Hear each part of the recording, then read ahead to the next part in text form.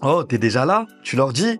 Aujourd'hui, on se retrouve pour la nouvelle vidéo de trade comme les institutionnels, ok? Donc c'est quoi aujourd'hui? Eh bien c'est simple, dans la dernière vidéo, on a cherché à approfondir du coup tous les concepts de liquidité, de l'accumulation, de l'expansion, vraiment des choses super importantes par rapport à la SMC et ICT. Et aujourd'hui, tu sais ce qu'on fait? C'est qu'on va chercher à comprendre quelles sont les entrées, comment rentrer sur le marché avec ces principes-là, comment les mettre en confluence. C'est tout ce qu'on va voir aujourd'hui et à la fin, il y aura une petite explication graphique. Donc tu l'as compris, dans cette vidéo, on va approfondir les modèles d'entrée, les signaux de confirmation. On va aussi chercher à comparer du coup le swing trading et le scalp trading et voir comment on fait pour analyser et affiner nos entrées pour avoir du coup, tu vois, ces entrées sniper là. Donc là, je me suis entraîné. Peut-être que là, si je fais ça, vraiment, ça va marcher. 3, 2, 1, on se retrouve sur nos écrans. Donc voilà, on se retrouve directement sur mon écran ICT Entry Model. Donc en fait, c'est vraiment un pilier de l'ICT Trading. Ce que je vais vous dire là maintenant, c'est de ne jamais rentrer au hasard. C'est-à-dire que dans ton trading, par rapport à ICT, par rapport à SMC, il faut pas rentrer au hasard. C'est pas parce qu'il y a un concept que tu dois forcément rentrer. Il faut justement suivre un modèle d'entrée structuré qui est basé sur la confluence des éléments du coup de la SMC, de ICT, tout ce que tu as appris. En fait, encore une fois, aujourd'hui, je ne suis pas là pour vous apprendre une stratégie et de l'adopter de manière bête et méchante. Je suis là pour vous apprendre des concepts, une manière d'aborder du coup les marchés, une vision, une approche qui va vous permettre de définir vous, votre manière de voir le marché. Parce que tout le monde ne peut pas voir le marché de la même manière. Tout le monde ne peut pas ressentir le marché de la même manière. Et pour ça, il faut prendre le temps de comprendre cette approche, cette vision, le pourquoi du comment. Et c'est pour ça qu'on est là aujourd'hui. On va chercher à affiner du coup l'analyse du trading ICT. Donc on l'a vu, il y avait différentes notions qu'on a appris. On a appris l'order block, on a appris les cassures de structure, du coup les BOS, on a appris à attendre du coup les retests sur cet order block et ensuite on a vu tout ce qui est des kill zones. Ok, ça on l'a vu dans la dernière vidéo et d'ailleurs j'ai fait un tas de vidéos sur les kill zones, sur la session asiatique, sur la session de Londres. Si tu n'as toujours pas vu les vidéos, je t'invite à cliquer directement sur les vidéos que j'ai déjà postées. Donc voilà, vous l'avez compris. Ça, on va dire, ce sont les critères essentiels d'entrée. Il y en a beaucoup, ok, il y en a plein d'autres. En fait, moi, j'ai choisi vraiment des modèles basiques qui vont vous permettre de comprendre vraiment le marché et de vous entraîner vous direct. C'est-à-dire que l'objectif, c'est pas juste de regarder la vidéo, mais c'est aussi de faire vous à votre manière. Donc là, on a tous les critères d'entrée et ici, on a un petit exemple, c'est-à-dire que le marché là, il fait son cours, ok, donc une impulsion baissière, il retrace. Du coup, là, en fait, on voit qu'il redescend. Donc sur cette portion-là, on est baissier, on revient ici et en fait, on dépasse de peu, ok. Mais on est toujours sur le même niveau, c'est-à-dire qu'en trading, tu ne peux pas regarder le prix avec exactitude, mais tu dois réfléchir en zone. Là, en fait, c'est clairement une zone qui est intéressante. Le marché, en fait, il est toujours baissier.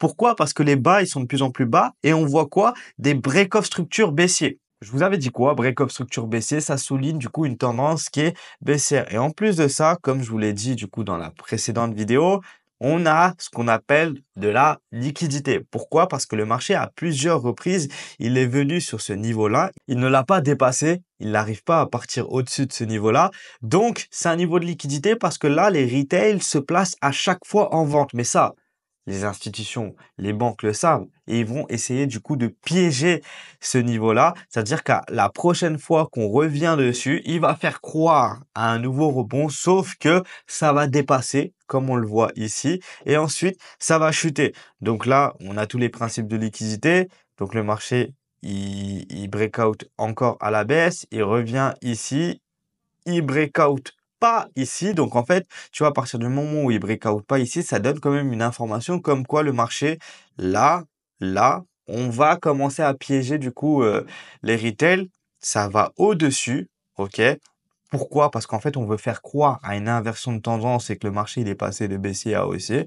Sauf que non, gros breakout du coup à ce niveau-là. On a un gros breakout ici, ok? BOS, le prix repart, il vient choper ce niveau-là et là on a ce qu'on appelle l'OB, on a notre order block, c'est-à-dire que si le prix dans le futur il revient ici, on va s'attendre à un petit rebond, ok. Donc là on va zoomer sur ce niveau-là, on va vraiment zoomer sur ce niveau-là pour chercher à comprendre comment ça se passe, comment est-ce qu'on serait rentré. Donc là vous voyez c'est le même niveau ici. On a la hausse, on a le petit range et j'ai simulé du coup un retour sur ce niveau-là, sachant que l'order block, il est ici, je ne l'ai pas noté, mais il est ici. Après, du coup, il y aura un petit graphique que je vais vous montrer. Donc là, le marché, il fait son cours. Là, on a l'order block, le prix revient ici. Comment toi, tu peux mettre en confluence? Dans un premier temps, tu vas chercher à regarder la tendance. Est-ce que la tendance, elle est en confluence avec toi? Est-ce qu'on est haussier? Est-ce que le biais, il est haussier? Parce que si tu nages dans le sens du courant, les probabilités que tu TP sont beaucoup plus grandes. Donc, la première information que tu peux chercher, c'est celle-ci. Ensuite, regardez l'order block. Est-ce que tu as bien tracé l'order block? C'est super important de bien tracer l'order block et venir filtrer. C'est-à-dire que si tu cherches ton order block, par exemple, en H4, il est intéressant de venir filtrer cet order block en H1. OK? Je vais te montrer comment faire après pour du coup avoir un meilleur prix d'entrée possible. Donc là, on a l'order block. Le prix revient ici. Et donc là, tu peux regarder si on a ce qu'on appelle une kill zone. Donc là, c'est la session asiatique. Imaginons, on a la session asiatique, le prix fait son cours, il arrive pile poil sur l'order block. Et donc, on voit à la sortie de la session asiatique, donc ici, on est au niveau de la session de Londres. Ce qui se passe, c'est quoi? C'est qu'on vient prendre le lot de la session asiatique. OK? Dans les kill zones, je vous avais expliqué que quand on vient prendre le lot de la session asiatique, c'est une confirmation pour aller chercher du coup un achat si on met tout en confluence. Donc là, on a quoi? On a order block. OK? On a tendance qui est haussière. Ensuite, on a un sweep low de la session asiatique. Toi, là, ce que tu as juste à attendre, c'est une confirmation de bougie ou une confirmation de pattern. Tu rentres à ce niveau-là, par exemple, au retest et tu prends l'achat T-max. Donc voilà, là, on a une petite explication graphique. Donc, c'est le même schéma. OK?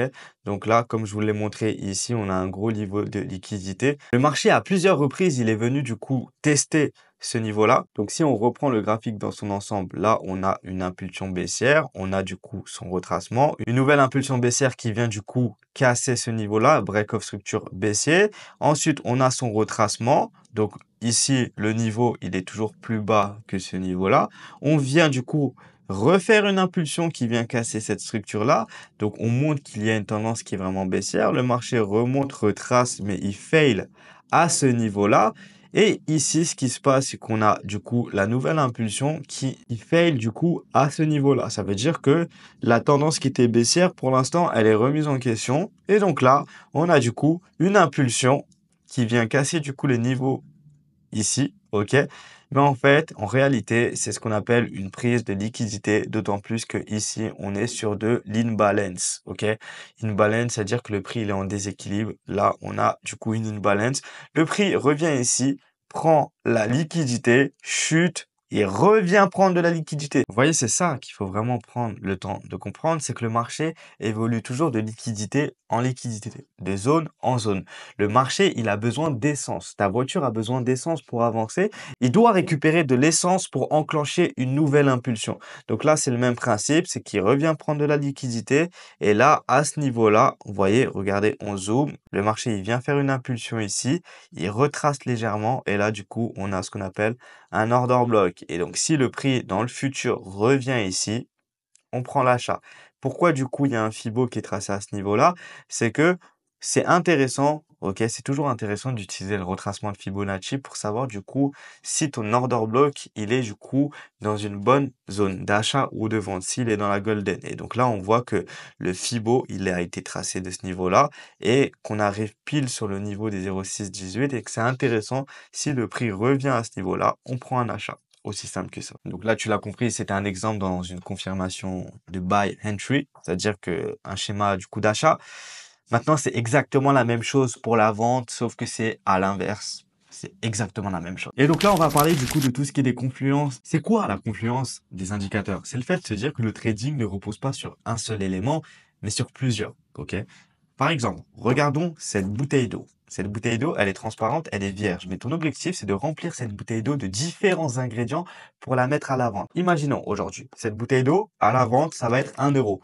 Mais si dans cette bouteille d'eau, tu rajoutes du sirop, bah, ça va valoir un peu plus cher. Si tu rajoutes des cocktails, ça va valoir un peu plus cher. Si tu rajoutes du citron, du gingembre, de ce que tu veux et que ça devient du bissap, bah, ça va être encore plus cher. La question, c'est de se dire comment je peux faire en sorte que cette bouteille à travers les ingrédients que je vais rajouter, va valoir beaucoup plus cher et va me rapporter beaucoup plus d'argent. Donc, tu l'as compris, le trading, c'est comme un cocktail que tu mets en vente. Tu vas uniquement vendre le cocktail que tu as sur la carte s'il y a tous les ingrédients. Pour faire le Virgin Mojito, par exemple, tu vas mettre la menthe, le ci, le ça. Je ne sais absolument pas c'est quoi les ingrédients, je ne suis pas barman. Mais pour t'expliquer le principe, c'est que tu vas attendre tous les ingrédients. Donc les confluents, ce sont ces ingrédients-là que tu vas mettre à ta disposition. Donc tu as un cocktail que tu veux vendre, tu dois prendre le temps de comprendre, ok, est-ce qu'il y a le Fibonacci, est-ce qu'il y a les kill zones, est-ce qu'il y a les imbalance, est-ce qu'il y a les confirmations de Bougie. Lorsque dans ta position, il y a beaucoup de confluences, beaucoup de confirmations, ça veut dire que tu as beaucoup plus de chances de valider le trade. Alors que quand tu rentres sur un trade seulement parce que tu as atteint ta zone de Fibonacci, c'est pas suffisant. Si tu rentres dans un trade seulement parce qu'il y a un sweep low sur la session asiatique, c'est pas suffisant. Si tu rentres dans un trade seulement parce qu'il y a une imbalance, c'est pas suffisant. Parce que sur le marché, il y a énormément d'imbalance, il y a énormément de zones. Donc, juste utiliser un concept ne suffit pas. Toi, en fait, le travail que tu vas devoir faire, c'est de mettre en corrélation tous les concepts que tu as appris, les concepts qui te vont le mieux, les concepts qui te parlent le plus et les mettre en corrélation. Donc là, je te présente quelques indicateurs qui vont te permettre de comprendre justement les confluences et les outils. Tu as le retracement de Fibonacci. Il suffit que tu traces du coup le retracement de Fibonacci sur une impulsion qui est haussière.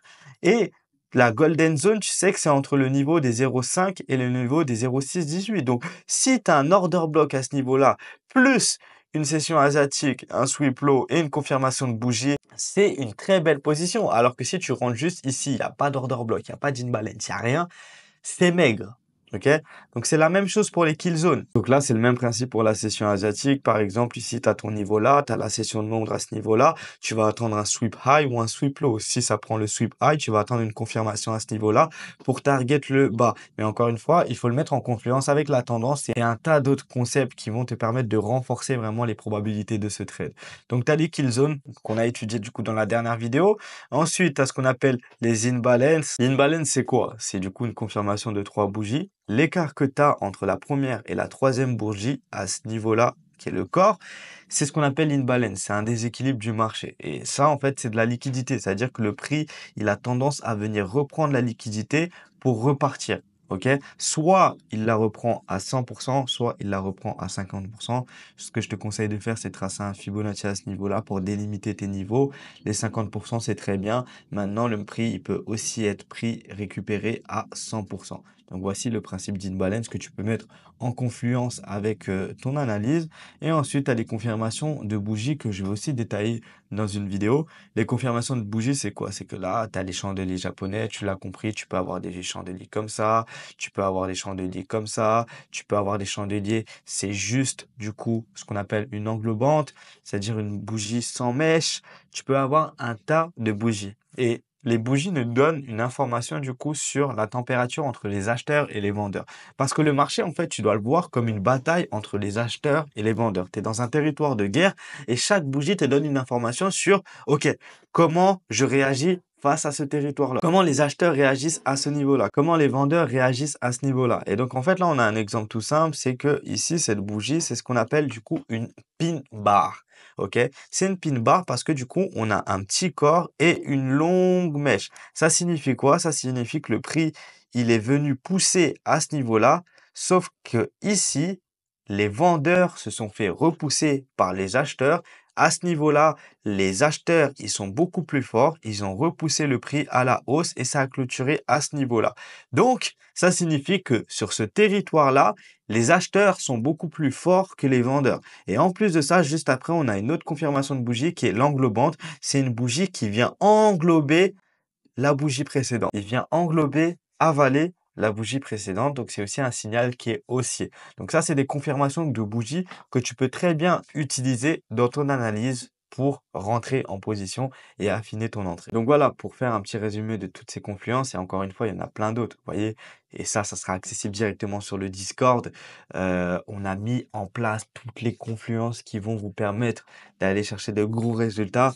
Mais pour moi, ces confluences-là, sont les plus basiques et les plus importantes. C'est pas parce que c'est basique que c'est inintéressant. C'est justement parce que c'est basique et simple à comprendre que ton trading sera encore plus simple. Mais prends vraiment le temps d'approfondir ces différentes confluences. Si tu veux passer à autre chose, pour moi, c'est vraiment la première chose à faire. Donc, pour faire un peu un résumé, ce sont vraiment des outils pour renforcer la confluence. Donc ici, on a Fibonacci, ça nous permet de déterminer si c'est une discount ou une premium zone. Ensuite, tu as la kill zone qui te permet d'attendre les moments où la liquidité elle est au maximum, du coup pour comprendre la volatilité du marché. Tu as du coup tout ce qui est des imbalances pour comprendre le déséquilibre du marché, confirmer une zone d'entrée propre et éviter les faux signaux. Et tu as les bougies qui te donnent un peu une information sur ce qui se passe à tel moment sur le marché. Donc encore une fois les gars, aucun l'outil seul ne doit être la raison d'une prise de position. La structure de marché et la liquidité priment. La cohérence de ton plan de trading, c'est ce qu'il y a de plus important. Tout ça peut te permettre d'avoir un plan de trading, mais c'est à toi de voir comment tu les utilises. Et d'ailleurs, on va aussi faire une vidéo sur tout ce qui est plan de trading parce que pour moi, c'est super important de comprendre ça. Attends, t'es toujours ici, c'est que t'es un vrai gagnant. Du coup, j'ai un cadeau pour toi. Reste jusqu'à la fin. Cherche à devenir rentable sur les marchés financiers et à bâtir un vrai business en ligne. Écoute ce que j'ai à te dire. Le message, il est pour toi si t'en as marre de galérer sur les marchés financiers et que tu veux t'en sortir. Marre de ces stop-loss, marre de ces comptes cramés et marre de toujours pas avoir de business en 2025, écoute jusqu'à la fin. Avec mes associés, on a créé l'école la plus complète pour devenir rentable sur les marchés financiers et enfin avoir son business en ligne. Plus de 100 heures de formation, un accompagnement personnalisé, un suivi en one-to-one. Devine quoi? Il y a aussi un suivi sur la psychologie. Si toi aussi aujourd'hui tu as envie d'avoir un accès exclusif à cette communauté privée pour péter les scores, peut-être la chose qu'il te faut. Tu sais c'est quoi la meilleure partie? C'est que je t'offre un appel audit offert de 30 minutes où je vais pouvoir analyser ta situation, où tu en es dans ton trading, qu'est-ce qu'on peut réellement faire pour t'accompagner et te donner les meilleures clés pour réussir dans ce domaine. Attention, je prends que quelques places. Le marché et le business ne t'attendront pas. Si tu veux saisir ton opportunité, c'est maintenant ou jamais. Si t'es sérieux, je t'invite à cliquer sur le lien directement en description. Candidate maintenant. Bien dit maintenant, pas demain, maintenant. Donc là, c'est bien. On a du coup les modèles d'entrée. On sait du coup comment rentrer sur les marchés. On a du coup différentes confirmations. On comprend le graphique, on comprend les order blocks, on comprend les structures de marché. On sait si c'est une tendance haussière, baissière. Mais maintenant, la question qui se pose, c'est qu'est-ce qu'on fait? Est-ce qu'on scalpe ou est-ce qu'on swing? Et en fait, tout ça, ça dépend de ton style de trading, du risque que tu es prêt à prendre parce que le scalping et le swing trading, c'est quand même deux identités différentes. Moi, je sais que j'ai commencé par le swing trading parce que c'était beaucoup plus abordable que du scalp. Je connais des personnes qui ont fait l'inverse, mais pour moi, en fait, tu dois déjà comprendre quels sont ces deux principes-là. Donc, dans un premier temps, qu'est-ce que le scalping? Le scalping, ça consiste à rentrer et sortir du marché rapidement pour capturer de petits mouvements. Donc, en général, tu vas capturer 5 à 20 pips sur des unités de temps de M1 à M15. Mais étant donné que ton stop loss, il est beaucoup plus petit, bah, le risque reward que tu prends, il va être d'autant plus gros. Et ça, en fait, c'est juste un modèle qui est vraiment simple. Mais aujourd'hui, je sais que dans ma façon de se trader, je peux rentrer sur du scalping, c'est-à-dire avoir des confirmations en plus petites unités de temps, prendre mon mouvement de 5 à 20 pips, c'est-à-dire que j'ai pris mon pourcentage, j'ai fait mon cut manuel, j'ai bien géré ma stratégie, mais je peux laisser couler la position pour aller chercher beaucoup plus. C'est ce qu'on appelle du hedging, mais par contre, ça demande beaucoup plus d'expérience. Donc en gros, tu peux rentrer sur du scalping et laisser une position sur du swing, c'est possible. Mais on va commencer vraiment par le modèle qui est assez basique. Et c'est quoi maintenant du coup le swing trading? C'est le fait de conserver les positions pendant plusieurs heures, plusieurs jours, voire plusieurs semaines en visant plus grand mouvement de marché. Donc là, c'était sur du minimum 50 pips à du coup plus 500 pips. C'est ce qu'on appelle du swing. Et entre les deux, il y a l'intraday. Mais pour moi, en réalité, l'intraday, je vais plus le mettre sur du swing. C'est vraiment un intermédiaire où là, tu vas capturer des mouvements de 30 à 50 pips sur une journée, tu vois, intraday. Donc voilà. Maintenant, bah, c'est quoi les avantages un peu du scalping d'ICT?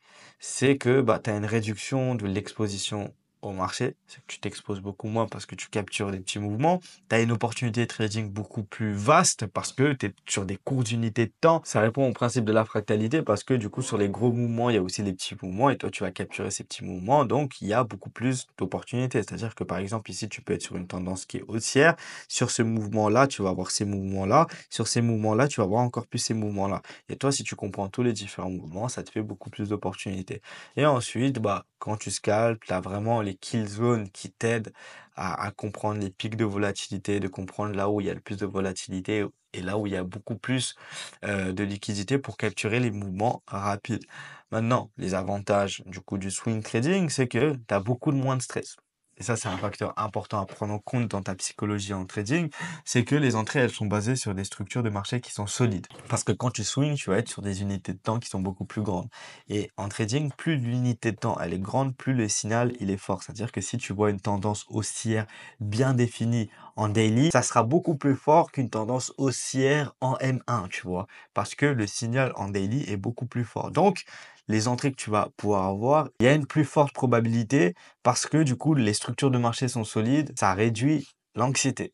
Et ça, c'est cool, tu vois, parce que si tu trades et que tu stresses, ça va être compliqué. Ça va être très, très compliqué. Et d'ailleurs, ça, c'est un livre que je vous conseille. Trader, entrée dans la zone. Il n'y a pas de partenariat, il n'y a pas de sponsor. C'est juste un livre que je lis et que je relis qui m'aide beaucoup par rapport à la psychologie en trading et de bien trader et d'entrer dans la zone. Ensuite, le deuxième avantage, c'est qu'il y a une flexibilité parce que bah, le swing, ça te permet de trader avec un emploi à plein temps. Ok? Parce qu'en général, quand tu as un emploi à plein temps, que tu travailles en fait, que tu as un salaire tous les mois et qu'aujourd'hui tu as un CDI par exemple, eh ben, tu ne peux pas forcément te connecter de 8 heures à 10 heures sur la session de Londres. Tu ne peux pas te connecter de 10 heures à 15 heures, notamment à 15 heures pour la session de New York parce que tu travailles. Donc, tu as moins cette flexibilité avec du scalp. Alors que sur du swing trading, tu peux rentrer à n'importe quel moment en réalité, étant donné que tu es sur un horizon beaucoup plus large. Ça t'offre un vrai équilibre. En swing aussi, tu peux avoir des frais, mais ça dépend du broker sur lequel vous tradez. Et en général, sur le swing, il vaut mieux privilégier vraiment des brokers qui sont agrégés, les gars. J'en vois plein qui traitent sur des brokers qui ne sont pas conformes. Donc voilà. Là, moi, je trade seulement avec des brokers qui sont réguliers, avec des agrégations, avec des certifications, pas des brokers véreux ou qui te prennent des commissions à tout va parce que tu laisses des positions tous les jours. Non, ça ne marche pas. D'ailleurs, j'ai le lien de mon broker en description. Je vous invite à cliquer. Ça peut vous aider. Maintenant, on a parlé du coup des avantages d'ICT. On va chercher à comprendre un peu plus bah, les inconvénients, les risques et chercher à comprendre est-ce que le scalping c'est adapté à mon style de trading. Donc premièrement, une exécution qui est rapide. Est-ce que toi aujourd'hui tu es prêt à prendre des positions rapidement? Est-ce que ta capacité de prendre une décision elle est élevée? Est-ce que tu es prêt à prendre une position directement après une analyse? Ça, c'est une question que tu dois te poser, tu vois. Parce que ça nécessite une concentration qui est vraiment intense et une prise de décision rapide. C'est pour ça qu'en fait, en trading, je parle du fait qu'il faut avoir une exécution qui est parfaite. Tu fais une analyse, il y a toutes tes patterns, il y a toutes tes confluences. Tu gères le bon risque, tu as juste à prendre ton téléphone, MT4, MT5 ou si tu traites sur ton PC, paramétrer le risque, stop loss, TP et tu rentres. Tu n'hésites pas à te dire ouais mais non, je sais pas si j'ai fait une bonne analyse, ouais mais non, mais je sais pas si je respecte mon plan, ouais mais non, mais je sais pas si je mets ce risque. Le temps que tu réfléchis, ton opportunité, elle a déjà filé parce que sur du scalping, c'est vraiment rapide. Donc ensuite, tu as des conditions de trading qui sont très strictes, donc tu as besoin de spreads serrés. Ça veut dire que tu dois avoir une précision vraiment optimale dans la mesure où tu peux avoir des stop loss à 2, 3, 4 pips. Et il faut aussi le broker qui va avec. C'est quelque chose d'important à prendre en compte. Broker ou prop firm, peu importe, mais je sais que souvent dans des prop firms, des fois il y a des galères où tu mets un stop loss à 3-4 pips, ton stop loss il est même pas touché, mais à cause du spread, bah tu te fais éjecter. Et ça c'est un problème, c'est pour ça qu'il faut le prendre en compte. Et encore une fois, dans le scalping, tu as une difficulté de maîtrise. C'est beaucoup plus chaud. Le scalping, c'est pour ça qu'au début, j'ai commencé par du swing trading pour vraiment comprendre les structures de marché à plus haute unité de temps parce que c'est beaucoup plus simple, c'est beaucoup plus lent. Donc, tu as le temps de réfléchir, prendre les bonnes décisions, alors que sur du scalping, c'est beaucoup plus rapide. Aujourd'hui, je scalpe parce que je suis passé par le swing et que j'ai pris le temps de comprendre les structures de marché. Et c'est l'une des choses les plus importantes. Et maintenant, bah, c'est quoi les inconvénients du swing trading? Est-ce que c'est fait pour toi? Ça te demande une plus grande patience. Même en scalping, en réalité, ça te demande une plus grande patience, mais c'est dans le sens où sur du scalping, tu sais au bout de 30 minutes si ta position elle est bonne ou pas, si tu as SL ou TP. Après, c'est que du management. Alors que sur du swing trading, tu peux déclencher une position et attendre, attendre, attendre, attendre. Donc, est-ce que tu as la psychologie pour holder une position? Ça, c'est toi et toi, et c'est le point sur lequel tu dois réfléchir. Ça demande un plus gros capital parce que du coup, tu dois supporter des drawdowns et maintenir des positions et une gestion de risque qui est beaucoup plus élevée dans la mesure où les stop loss, ils sont beaucoup plus larges. OK? Donc, tes prises de position, il faut enfin, en termes de lot, etc., ça va être beaucoup plus faible parce que tu auras des plus gros stop loss. Donc, ça nécessite une gestion rigoureuse du risque pour éviter des pertes qui sont vraiment importantes. Et maintenant, les conditions de trading par rapport au scalping, il faut que tu sois capable de consacrer plusieurs heures par jour au trading en fonction des sessions. Je dis pas que tu dois rester 5 heures sur un graphique, mais tu dois être connecté, être à l'affût. Tu as une approche qui est agressive, donc tu as des critères vraiment très très agressifs. Tu peux rentrer avec des risques élevés, avec des lots élevés, donc il faut les marges qui vont avec. Et ensuite, une précision hors pair, mais ça s'acquiert avec le temps. Alors que du coup, pour le swing trading, tu as un temps limité pour le trading quotidien. Tu as une préférence pour des mouvements de marché beaucoup plus stables. Tu vois, ça fait pas du yo-yo. Ça te permet d'avoir une psychologie beaucoup plus carrée. Et c'est confort aussi avec l'analyse qui est fondamentale. Un réflexe que j'ai, d'ailleurs, c'est un outil que j'utilise. Si vous le voulez en commentaire, dites-le moi. Mais c'est un outil qui me permet de comprendre l'aspect fondamental économique d'un pays. Par exemple, je trade euro-USD, je peux chercher à comprendre les actus, les news actuellement, ce qui se passe, l'influence de Donald Trump, bref, tout l'aspect fondamental pour prendre des bonnes décisions par rapport à du swing trading. Parce que oui, j'ai un compte en swing et j'ai un compte du coup en scalping. Donc là, on va rentrer directement sur l'application graphique. On a vu toutes les notions qu'il fallait voir. Qu'est-ce qu'il faut privilégier? Est-ce que c'est le swing? Est-ce que c'est le scalping? Quoi la meilleure façon de s'améliorer en trading ICT? Et je mets vraiment un point d'honneur sur ça, c'est de vraiment analyser tous ces trades passés. C'est pour ça qu'un journal de trading, c'est super important. Mais si tu analyses vraiment tous tes trades passés, tu vas pouvoir prendre le temps de comprendre ce qui a fonctionné, ce qui n'a pas fonctionné. Et d'ailleurs, les gars, j'ai un journal de trading qui pourra vraiment vous aider. C'est un journal de trading avec lequel je bosse, qui est géré aussi par l'intelligence artificielle. Donc, ça te permet de gagner énormément de temps sur tes positions et de comprendre ce qui marche, comprendre les patterns qui fonctionnent ou non.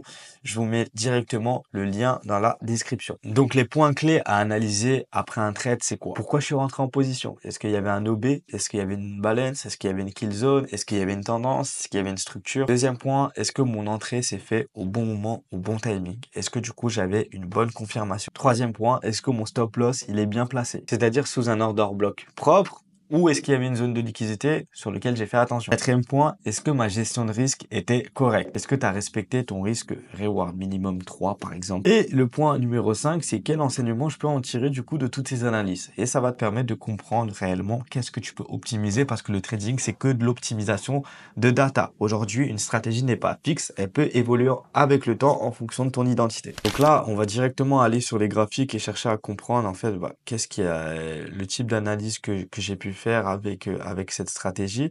OK? Donc on va se mettre directement sur le H4. Donc là, qu'est-ce qu'on voit sur le H4? C'est qu'ici, on avait un mouvement qui était fortement baissier. Le prix, il est revenu ici, il est revenu sur cet order block, il a chuté, OK?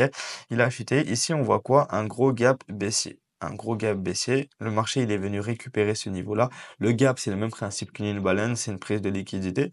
Et là, ce qu'on voit, c'est quoi? C'est que on a notre order block ici, qui est tracé ici, notre zone clé ici, parce que du coup, le marché, il a fait ça, tac, il a cassé plusieurs structures. OK, c'est intéressant. Donc, on avait une position ici. Une fois que j'ai tracé en H4, qu'est-ce que je fais? Je viens filtrer en H1 comme je vous ai expliqué tout à l'heure. C'est-à-dire qu'en H4, tu vas prendre toute la bougie et en H1, ça va être une autre bougie. Ça va être celle-ci. OK? Donc, ça te permet d'avoir une marge beaucoup plus basse et donc une entrée beaucoup plus effective. Et là, ce qui se passe, c'est quoi? C'est que le prix, il est revenu sur cet order block dans le futur. OK? Il nous a proposé une kill zone à ce niveau-là. Donc, on a le sweep de l'Asian High ici, OK? On va se mettre en M15, ça va être beaucoup mieux à voir. Et là, ce qui se passe, c'est qu'on a un sweep, OK? On a du coup le marché qui est venu prendre la liquidité à ce niveau-là à travers cette pin bar. Après cette pin bar, il nous a offert du coup une englobante. Nous, on avait juste à rentrer ici, mettre le stop loss au-dessus, OK? J'ai mis le stop loss juste au-dessus parce qu'en fait, pour moi, si le marché revient ici, c'est qu'il va aller beaucoup plus haut. Et donc, on avait une position réussie à prendre ici. Risque-reward de 5,75. Et vous voyez, pour vous dire, on n'a pas pris tout le mouvement. On s'en fout si le marché chute plus bas. Là, en fait, on comprend la réaction du prix, on comprend où est-ce qu'on se situe. et on prend. Donc là, on a fait 5% avec un seul trade. Donc simple, on a mis en confluence tous les indicateurs, on a cherché à comprendre la tendance, quelle est la pression la plus forte actuellement. Tout a été mis en cohérence et c'est tout good, tu vois. Une autre analyse que je peux vous proposer, qui s'est passée vraiment très récemment là, par contre, c'est que du coup, GBP/USD, on voit quoi? Là, vous l'avez compris, on est du coup sur un mouvement qui est fort baissier en H4. Ok. Sur ce mouvement fort baissier là, on a du coup un retracement. Qui dit retracement, c'est qu'on va faire attention aux zones clés de vente, order block, etc. On va venir les tracer. Donc ici, en fait, on a un order block à ce niveau-là. Ok, on va venir le tracer. Je fais vraiment le truc en direct avec vous. Une fois qu'on a tracé l'order block, ce qu'on peut aussi faire, c'est tracer le Fibonacci. Donc en général, moi, comment j'interprète le Fibonacci, c'est le meilleur endroit pour vendre, c'est ici. Ici, c'est moins intéressant. Et pour l'achat, c'est l'inverse. Donc là, on est au-dessus des 0,5, donc c'est intéressant. C'est une belle zone de vente. On est proche des 0,618. Ok, donc là, on a toutes les confirmations qu'il faut sur des grosses unités de temps. On a un retracement, mais la tendance reste baissière. Donc, c'est un biais qui est légèrement haussier, mais en général, sur les grosses unités de temps, on est baissier. En H1, qu'est-ce qu'on vient faire maintenant? C'est simple, en H1, on va venir un peu filtrer cette zone-là et on voit qu'on peut la tracer directement ici. Donc là, notre order block, il est beaucoup plus précis. Ok. Et ensuite, ce qu'on peut aussi faire, c'est le mettre en confluence avec d'autres indicateurs, voir si il y a de l'imbalance et que sachez que là, en fait, il y avait une grosse imbalance sur ce niveau-là. La liquidité, elle a été prise à plus de 50%, mais il y a aussi encore ce gap-là. Donc, on peut prendre en compte cette imbalance-là et venir voir ce que ça donne ici. Donc, on va la tracer en plus. Ça peut nous donner une information en plus par rapport à notre M15 parce que du coup, là, l'analyse en H4 et l'analyse en M15, elle a été faite. Et en M15, on voit quoi? Ok, donc on arrive sur cet order block, on prend la liquidité d'imbalance qui est juste au-dessus, on prend du coup le sweep high de la session asiatique, on offre plusieurs rejets. Vous voyez les bougies de confirmation que je vous avais expliqué. On vient prendre plusieurs rejets et à partir de ce moment-là, moi, je peux rentrer directement en short directement soit après ces bougies-là, soit après cette bougie-là en mettant du coup mon stop loss juste au-dessus de la structure. Soit je vais venir target le bas de la session asiatique, ça me donne un risk reward de quasiment 3. Soit je prends la dernière structure ici, le creux ici, un RR de 6,56. Donc voilà, on a simplement mis en confluence tous les outils qu'on utilise d'ICT et voyez à quel point c'est simple. J'espère que cette vidéo vous aura plu. Si c'est le cas, lâchez un petit like, commentaire et partagez. Si aujourd'hui vous estimez que ça peut aider plus d'une personne, je fais tout ça gratuitement, ok? La valeur que je vous donne, c'est une valeur que j'aurais kiffé avoir aussi moi, et c'est pour ça que je le fais. Donc on se retrouve directement pour la prochaine vidéo. Prenez des notes, soyez attentifs. N'hésitez pas à revisionner la vidéo s'il le faut, c'est une grosse formation que je vous prépare. Prenez soin de vous, ciao.